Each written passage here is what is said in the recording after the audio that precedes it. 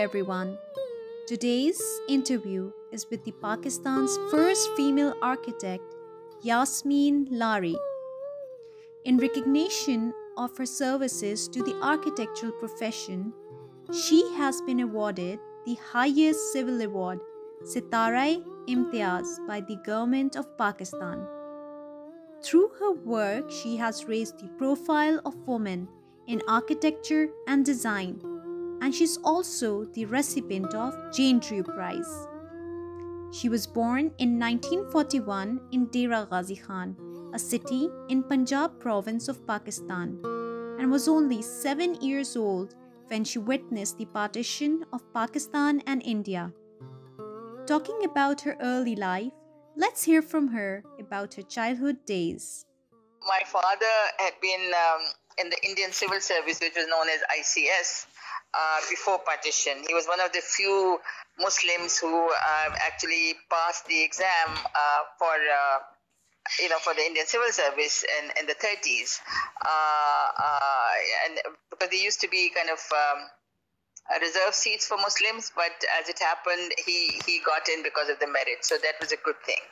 Anyhow, so he was actually stationed in the Punjab, although he hails from UP, from a place near, it's called near Gorakhpur, which is up in UP. Well, now it's called, I think, Uttar Pradesh. Right. And he was stationed in Punjab. I'm not sure where he was served first, but by the time partition happened, he had been made the first Deputy Commissioner of Lahore.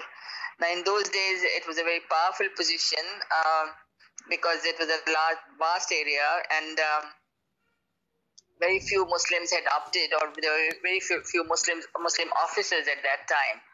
So he, at one time, he was holding dual post of being chairman of Lahore Improvement Trust as well as chairman of Thal Development Authority afterwards.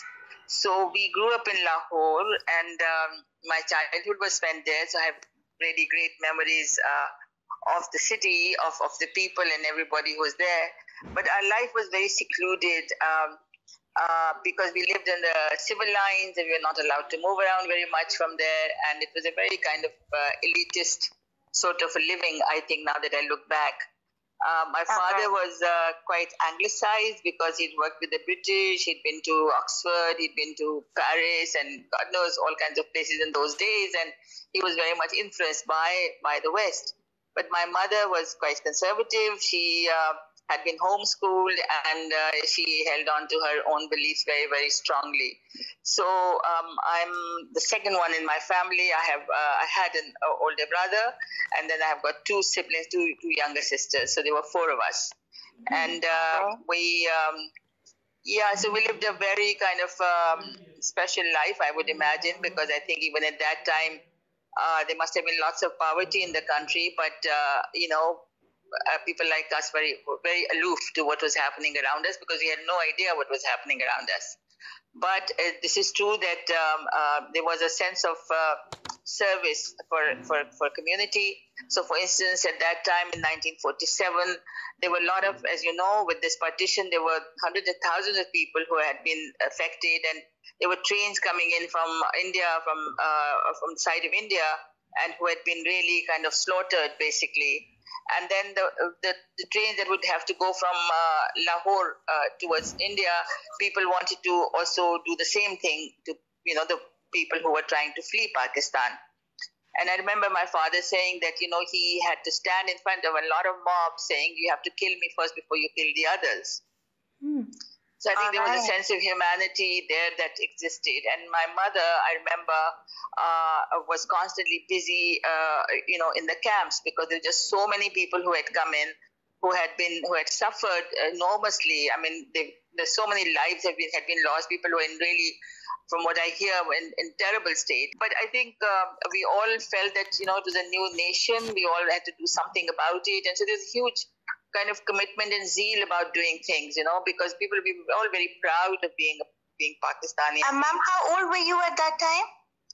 I was just about 7 at that time. So we had this very strange mix where there was one side that was quite anglicized, but then the other there were lots of things that the cultural roots were very much kind of very very strong as well.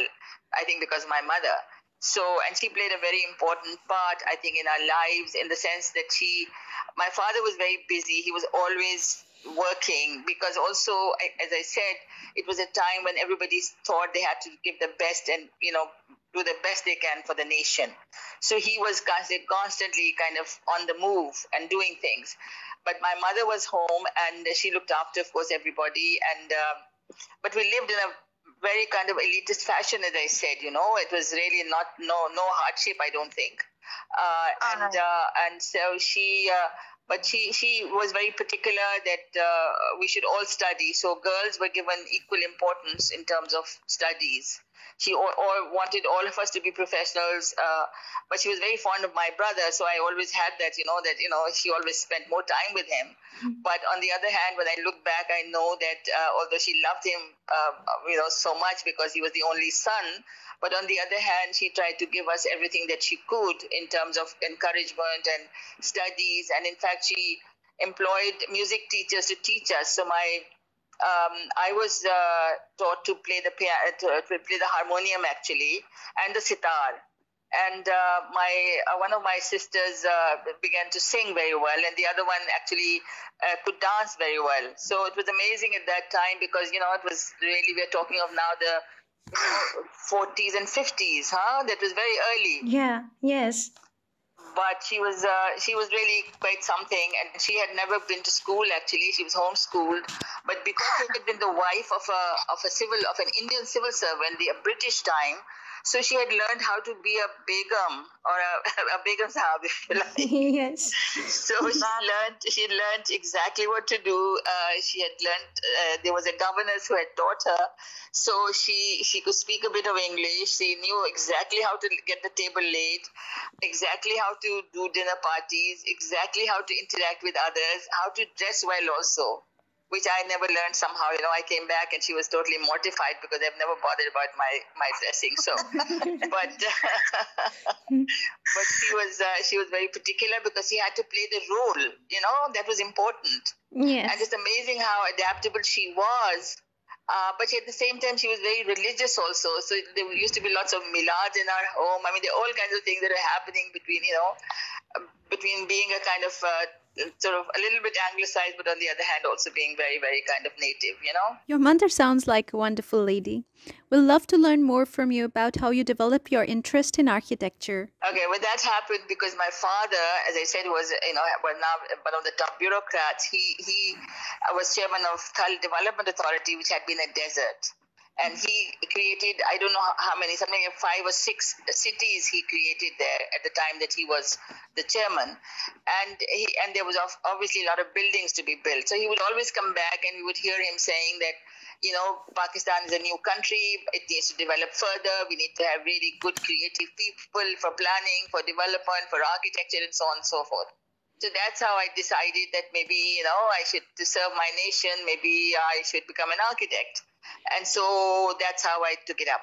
And the thing is that, of course, my parents encouraged me, and that was the great thing, because without the support of your family, especially your parents at that age, when women were not really, supposed to be doing much or having any kind of professions except maybe going for teaching or become a doctor, that was quite rare. It was quite rare, yes. So, as you mentioned that at that time there were limited opportunities for women, teaching and medical profession being predominant, how hard was it for you to step into architecture and design?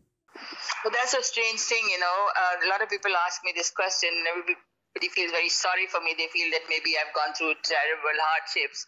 But, the fact is that if you come from a privileged background, you have a support system. I mean, everybody knows your family or somebody or the other. So you do have problems. I mean, when you enter a profession, and if you're young, everybody has a problem. But really, I think I was very lucky. I think I got a really, pretty good kind of a lot of care and a lot of courtesy from people that I worked with. I did have a problem, and I've quoted that story many times. I think that when I first started, contractors would not accept me because they thought, well, who's she, this young woman? Because I'd started when I was only 23, so obviously I was very young at the time. And they would give me the worst possible ladder to climb up to first or second floor of a building. thinking that I will not dare it. So I had to pass that exam every time. And I've been tested, this kind of test has been put to me constantly, even after 20 years of my practice.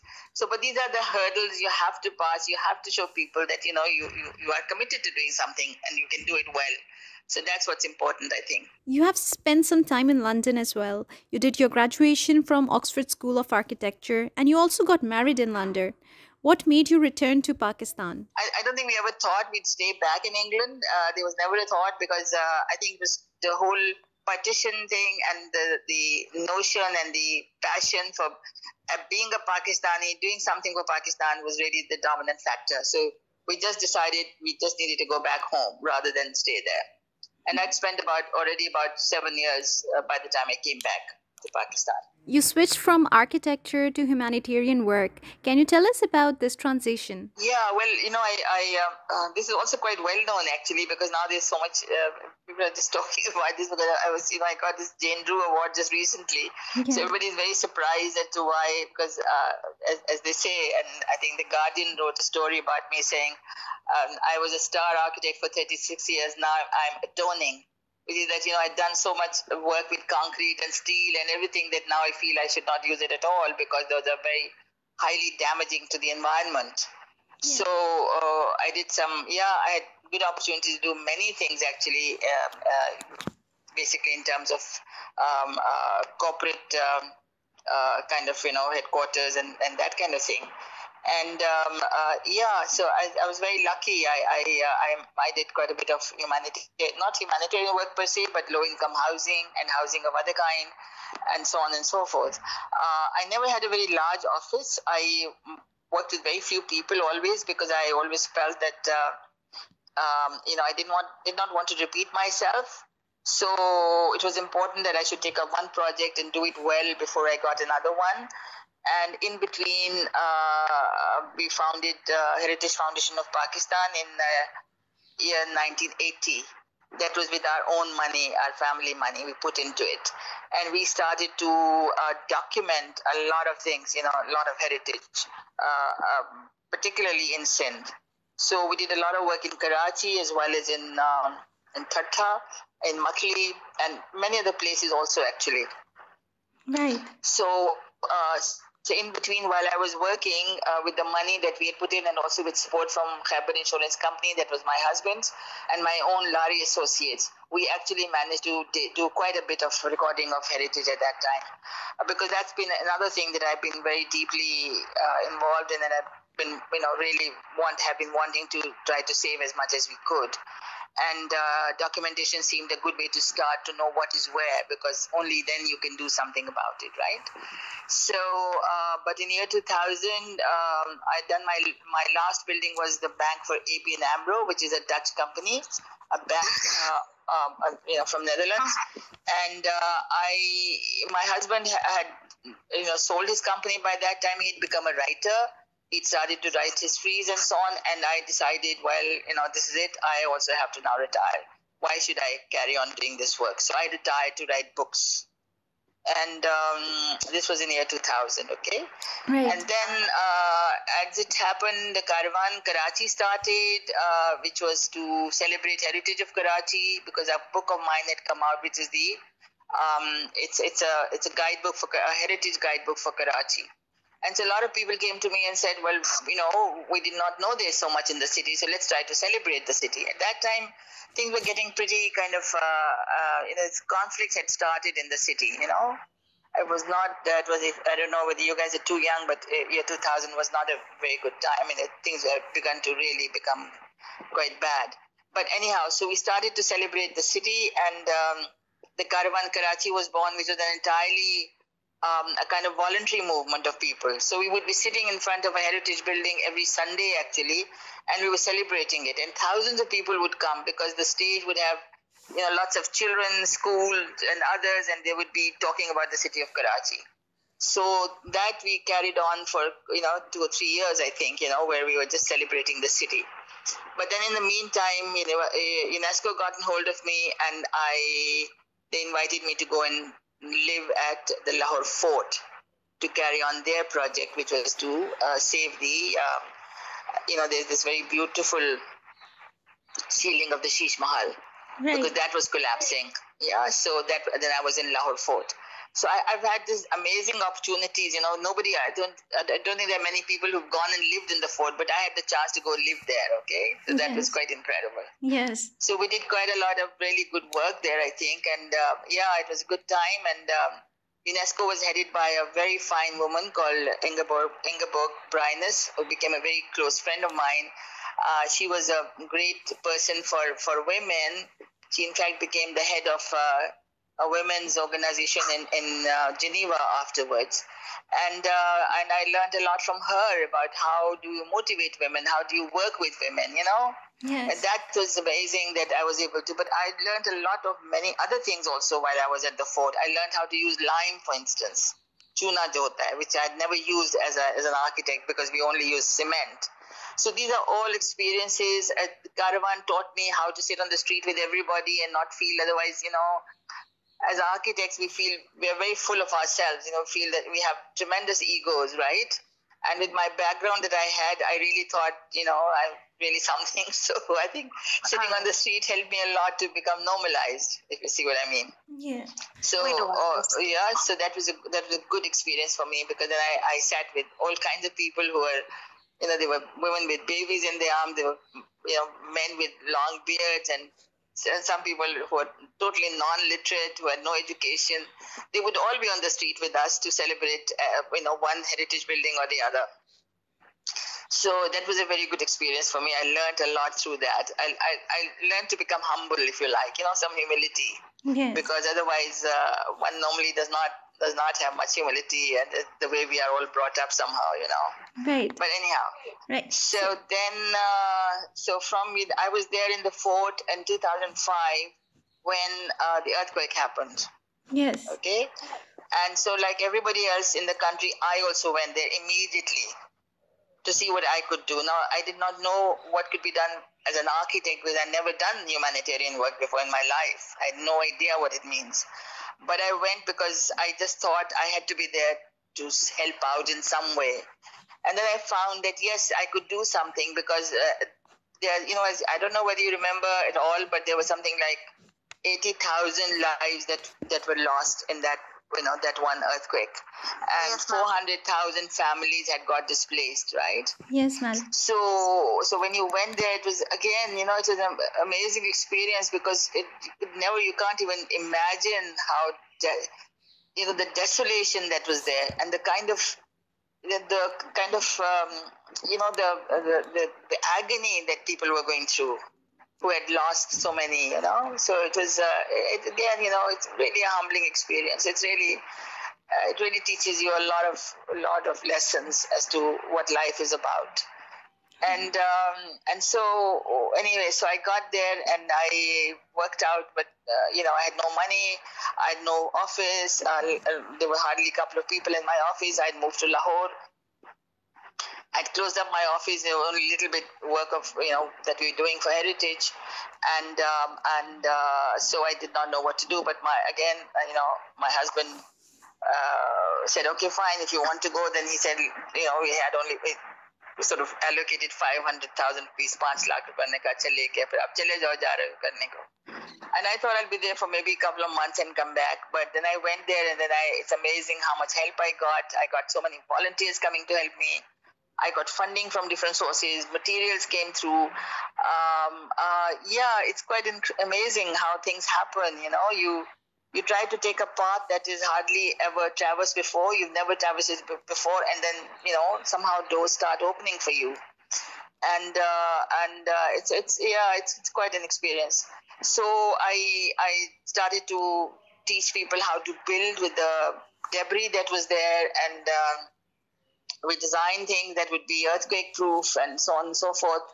And that's quite an experience. But I got enormous amount of help. I mean, I cannot tell you the number of people who came forward when they heard I was there. I got volunteers coming in from all over the world, actually. Young kids came from universities to come and help me. The other day I was lecturing in Dundee in Scotland at the Victoria and Albert Museum, and this gentleman who was the chairperson of the Architectural Institute there, he said to me that he'd been to this Macintosh School of Architecture, or his daughter was there or something. And I said, Macintosh School sent kids to me. They sent these young people and the professor to come and help me from Scotland, Oh. But then there were lots of people came from US and from Iran and from, I don't know, all kinds of places, and from Pakistan, That's lots of amazing. young students and architects from various universities. It was an amazing experience, and we all were able to work together. Can you give a count of how many architectural projects have you worked on? Oh God, I mean, I have no idea.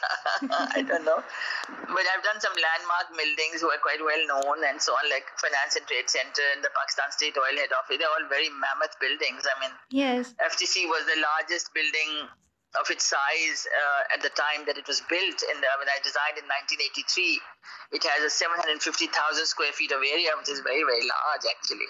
Right. But as I keep on saying, that was my earlier life. So ever since the 2005 crisis, I'm in the humanitarian field, and I'm trying to save as much heritage as possible. Right. So that's what I do today, right? Right. And we've done some good. Found some good ways of reaching out to the poor, Yes. where we are training them. So I don't know, we were calculating just up to 2018, in about 8 years, we've been able to reach out to about 840,000 people. So that's about amazing. over 100,000 people every year, That's amazing. in terms of either providing shelter or water or sanitation, in terms of eco toilets, or Pakistan Chula has become very famous. There's 60,000 of those that have been built, Right. and it's got the World Habitat Award of 2018. Right. So that's really something, and it really transforms women's lives. So basically, there's just so much to be done. There is just so much possibilities, because there are so many deficits in the way that we are living in this country, Right. that all of us need to be out there to do something for the others. Again, what can I say? I was very lucky. I did some really important projects. Whether I did some barracks army barracks in mud also in the early 80s. I did some housing for the poor in the 1970s, called the Anguri Bagh, which became quite well known afterwards. I did some really large corporate buildings. So I had the opportunity. You see, Pakistan is really quite incredible, and countries like ours, there is just so much potential, so many things that you can do. So I managed to write books, I managed to work on heritage, I managed to do social housing, corporate sector buildings. It was quite a full kind of experience doing all that.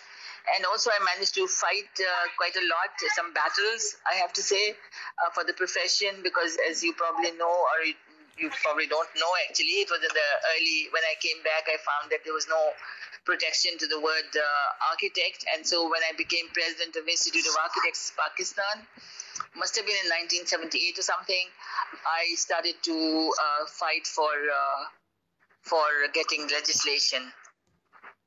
I'm sorry, it must have been 1980. I'm mixing my dates now. I can't recall. Right. And then luckily in 1984, we got the law that provides protection to architects.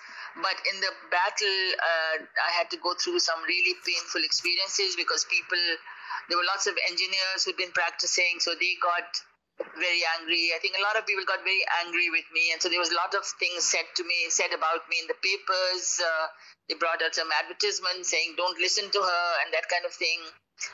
And because I was talking about also using earth and mud and so on at that time, so some people got angry with me on that. So I went through a bad patch at that time. I don't really like to recall, how things were at that, because very bitter, the whole thing. But luckily, we got the protection, so now it's good for our younger architects who, now there is no danger of them being mixed up with those who are not qualified. So that's very important. If we are training young people, then we must assure a really secure future for them. Otherwise, what's the point? They are wasting their time, and the nation is wasting its resources unnecessarily. Right. So I was very lucky I got that. Then the next battle was for heritage. we got the Sindh law for urban heritage. It wasn't there before. The British had left us some laws, but they were for monuments and for archaeological sites. But there was nothing really for saving, urban heritage, the heritage buildings in cities. But because I'd had a lot of, during the time that after coming back from England, my husband and I had visited a lot of old towns, and I'd done a lot of work on Karachi. I'd actually worked on a book on Karachi as well with my son, who was at Harvard at the time. And both of us came out with a book. It was called Dual City, Karachi during the Raj. And so I knew a lot about the city, and so the law was very useful, was very important. And we had, by that time, Heritage Foundation had actually published something like 600 heritage buildings of the city as a catalog. And so we were able to have them notified. But that also brought a lot of ill will for me, a lot of bitterness, because people who owned those sites knew they could not demolish the building and allow a multi-story to come up there. So they were very upset with me. And so I went through a bad time at that time also. Mm-hmm. But the thing is that if you believe in something, you have to battle it out. There's no other way. And we just got to do it. So whatever it was, you have to learn to live with the consequences and accept them. So that's what it was. And so we managed that, which is good. Right. And I had my practice, and I managed to I was very lucky. I was very lucky that I got these things done. Thank you so much for your time, Yasmeen Lari, the first female architect of Pakistan. More conversations and episodes will be coming in soon, so keep an eye.